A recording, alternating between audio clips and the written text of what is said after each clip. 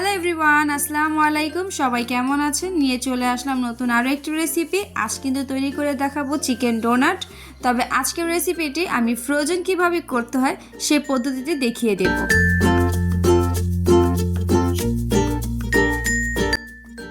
ফার্স্টে আমি এখানে চিকেন কিমাটা করে নিয়েছি।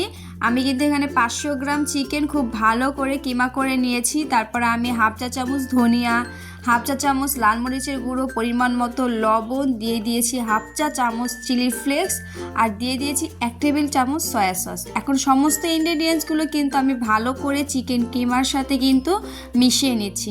আর আমি জাস্ট বোনলেস চিকেনটাকে খুব ভালো করে পানি ছাড়া আমি এখানে ব্লেন্ডারে ব্লেন্ড করে নিয়েছি।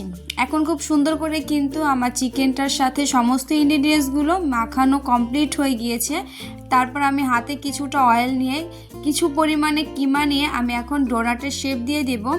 জাস্ট কাবাবের মতো করে মাঝখান বরাবর একটু আঙ্গুল দিয়ে গর্ত করে নিলে কিন্তু সুন্দর এই ডোনাটের শেপটা কিন্তু হয়ে যাবে। আর এভাবে করে আমি প্রতিটা ডোনাট কিন্তু বানিয়ে নিয়েছি, দেখতেই পাচ্ছেন।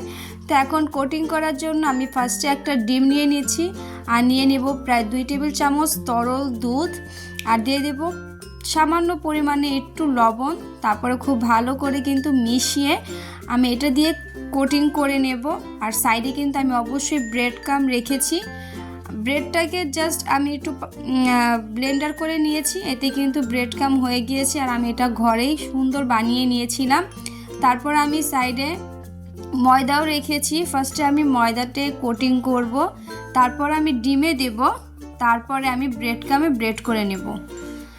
তো ফার্স্টে আমি ময়দায় কিন্তু কোট করে নিলাম, তারপর আমি ডিমে সুন্দরভাবে একদম ডোনাটটাকে গোসল করিয়ে তারপরে আমি ব্রেড ক্রাম্বে সুন্দরভাবে কোটিং করে নেব।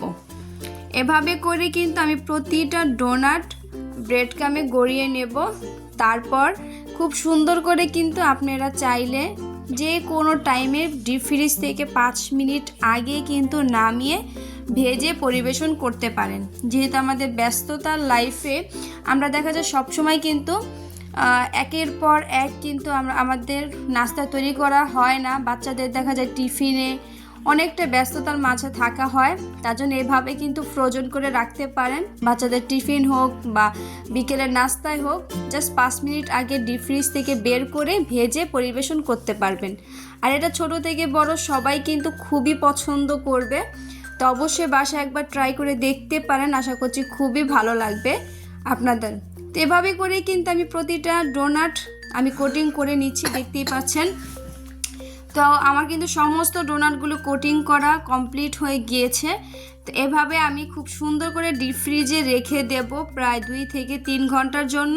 তারপর যখন শক্ত হয়ে আসবে আমি তারপরে জিপলক ব্যাগ অথবা বক্সে কিন্তু রেখে দেব। তো আজকে এই পর্যন্তই। আল্লাহ হাফেজ।